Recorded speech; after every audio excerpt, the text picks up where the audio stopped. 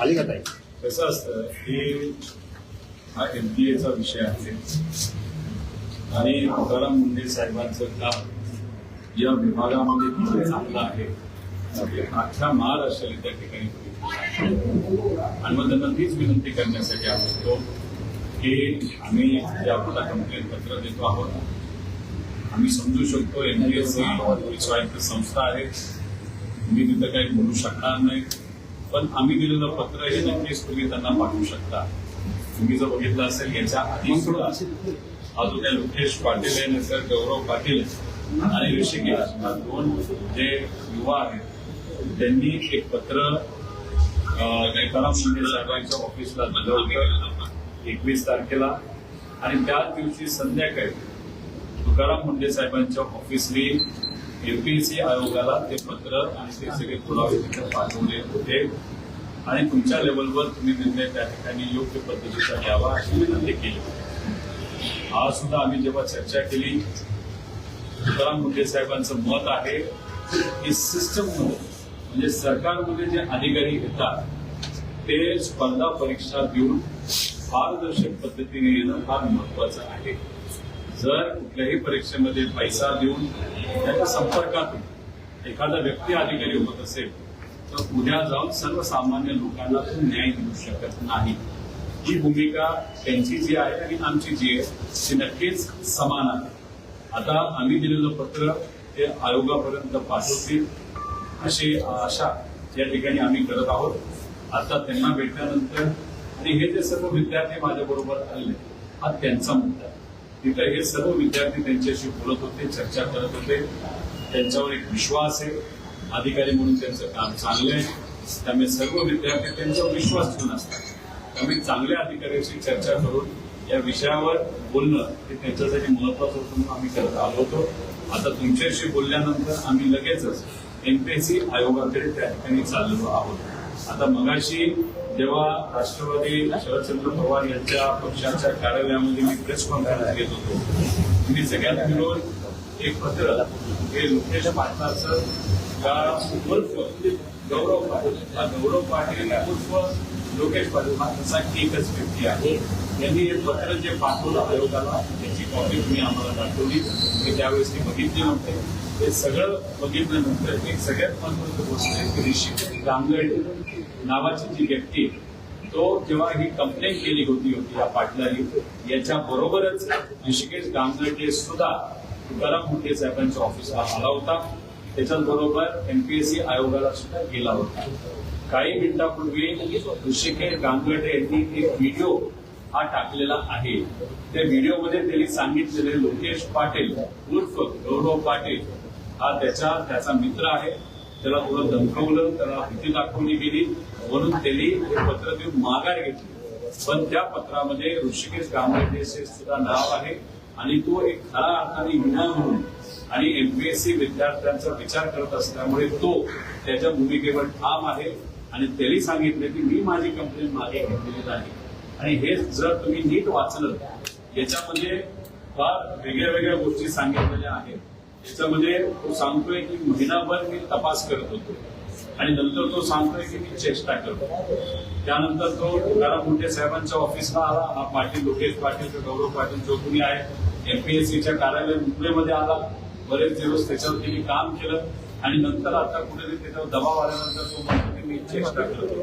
त्याच्यावर प्रहर असं झालाय की त्यांनी असं दिलंय की आयोगाची 22 मार्च रोजीची परीक्षा झाल्यानंतर सदर प्रश्न टाईप करून तीच प्रश्नपत्रिका मी 20 मार्च रोजी ही पाठवली होती. म्हणजे 22 तारखेला टाईप करून 20ला पाठवली. खरंच आहे, हा देवापेक्षा मोठा झाला, त्याला टाइम ट्रॅव्हल करता येतं असं आपल्याला म्हणावं लागेल.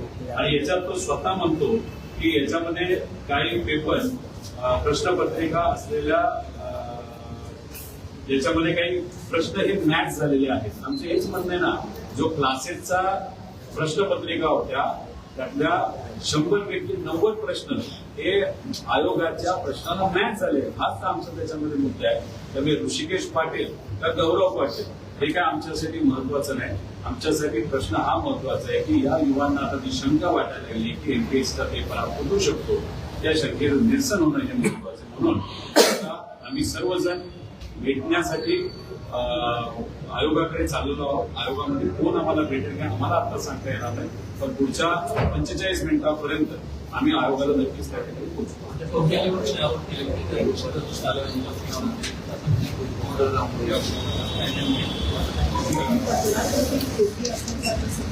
तक्रार हीच आहे ना. ऋषिकेश पाटील आणि गौरव पाटील आणि लोकेश पाटील हे असं नाव दिलेलं आहे, पण ऋषिकेश गांगेडे हा सुद्धा तक्रार करणारा व्यक्ती आहे ना. या माणसाबरोबर ऋषिकेश गांगेडे सुद्धा तक्रार केली होती. तो म्हणतो मी तक्रार मागे घेणार नाही, कारण त्याला माहिती आहे युवा कधी घाबरच नसतो. युवाने गेल्या काही दिवसांमध्ये काय संघर्ष केला तुम्हाला सगळ्यांना माहिती आहे. त्यामुळे ऋषिकेश न घाबरणारा व्यक्ती त्यांनी व्हिडिओ केलेला आहे, मी तक्रार मागे घेत नाही. त्यामुळे मग आयोगाला हेच पत्र दाखवून आमचा टाइम वेस्ट न करता जो ऋषिकेश गांगेडे आहे त्याचा आता आम्ही जी कंप्लेंट करत आहोत हे सगळे जे विद्यार्थी आहेत त्याच्यातलेच त्यांच्यावर इम्पॅक्ट झालेलं नाही, त्यांच्या मित्रांवर, मैत्रिणींवर, बहिणींवर अन्याय झालेला आहे. जे लोक त्या सर्व विद्यार्थ्यांच्या वतीने तिथे लढत आहेत आणि आम्ही त्यांना पाठिंबा देत आहोत.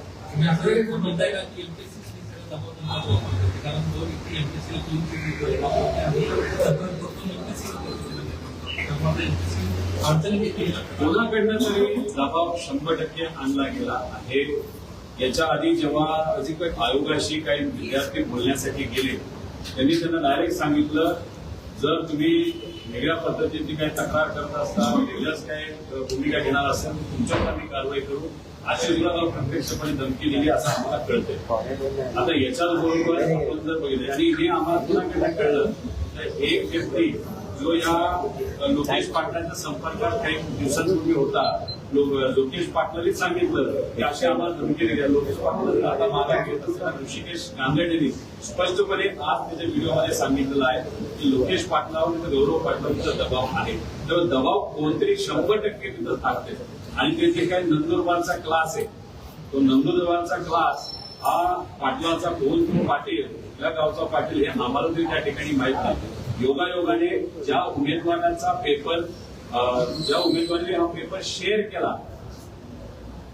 तो जो कोणी उमेदवार ती उमेदवार जे कोणी असेल ती स्वतः नंदुरबारची, तो नंदुरबारचा आणि हा पाटील सुद्धा नंदुरबारचा, हा क्लास सुद्धा नंदुरबारचा. हा पाटील नंदुरबारच्या क्लासचा जो प्रमुख आहे तो नंदुरबारचा आहे. आणि हे जो याच्यामध्ये ज्यांनी पेपर शेअर केलाय ते सुद्धा जे 6व्या नंबरला निवडून आलेले आहेत, त्यांचं 6व्या नंबरवर त्यांचा नंबर लागलेला आहे ते सुद्धा नंदुरबार. कुठं ना कुठेतरी काय ना काहीतरी लिंक आहे, काय ना काहीतरी याच्यामध्ये होतंय असं आमचं सगळ्यांचं मत आहे.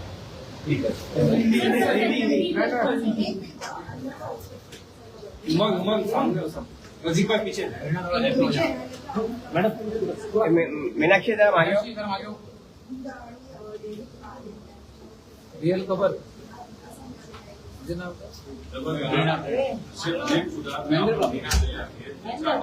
दुधाच्या नावावर तिथं युरिया केमिकल असं काहीतरी वापरलं जातं. अरे हा कौन है भाईजान, थोड़ा डाउन करो, लहान मुलं तिथं पितात, फ्रेम में आ रहा है. त्याच्यामुळे शेतकऱ्याचं खूप मोठं नुकसान, कारण का दुधाच्या नावात केमिकल विकलं जातं, त्याच्यामध्ये त्याला भाव मिळत नव्हता. आणि कॅमेरामॅन को बोलो म्हणजे 1 किलो नागपूरपर्यंत जाईपर्यंत केबल ठेवणार आहे. आणि या सगळ्या कारवाई केल्यामुळे केमिकल युक्त दूध बऱ्यापैकी या महाराष्ट्रात ठेवलेला आहे. काही 50% दुधाचा पुरवठा, काही 50%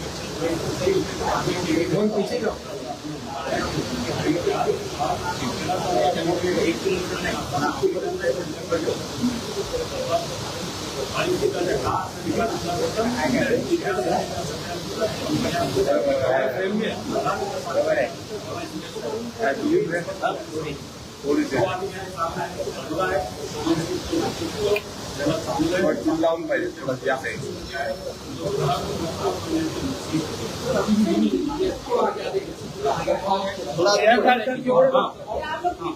पीछे लोग साइड में हट जाओ ना जरा. रजीक भाई, उमर, रमेश सांग रे. आता बरोबर आहे.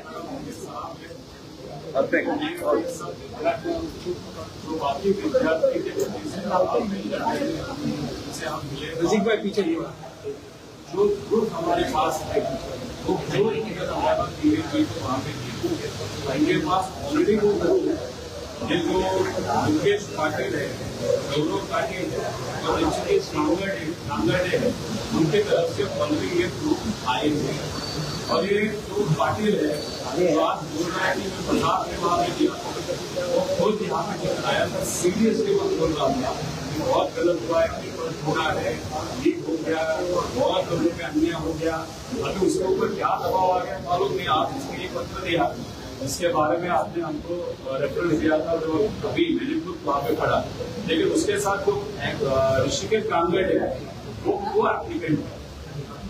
उसने ये देखो, उसने अभी एक वीडियो वहाँ पे डाला है।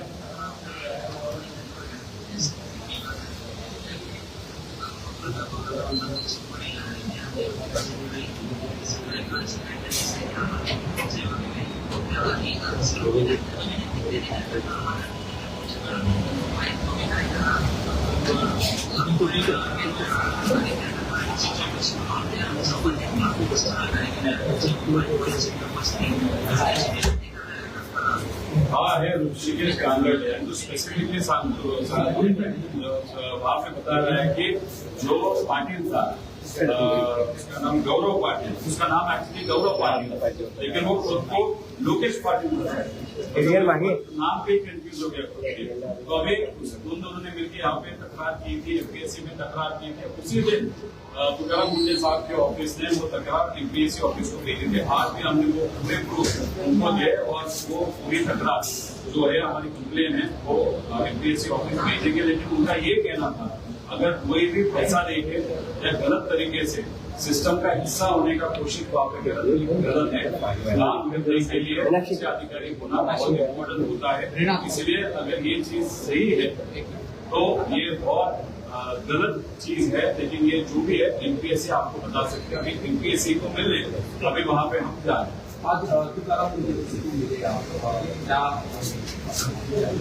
तुकाराम मुंडे साहब का यही कहना था कि कोई भी व्यक्ति अगर सिस्टम का हिस्सा होना चाहता है वो कॉम्पिटिटिव एग्जाम के माध्यम से वहाँ पे आना चाहिए।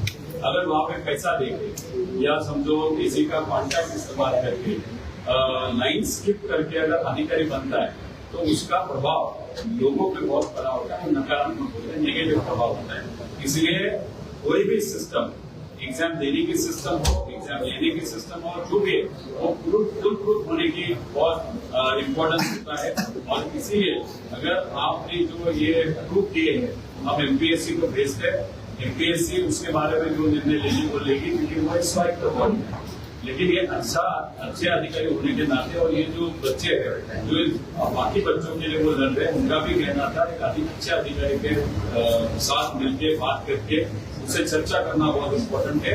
और ये पूरा इंस्पेक्टर ये जो पद है वो एफडीए के अंदर आता है, मतलब तुकाराम मुंडे पद के अंदर वहाँ पे आते हैं। इसलिए हम आज उनसे सर आपने कहा कि अभी कंप्लेन वापस नहीं लेंगे, युवा करके दिखाया है कि युवा डरता है। एक बार थोड़ा पीछे जाओ,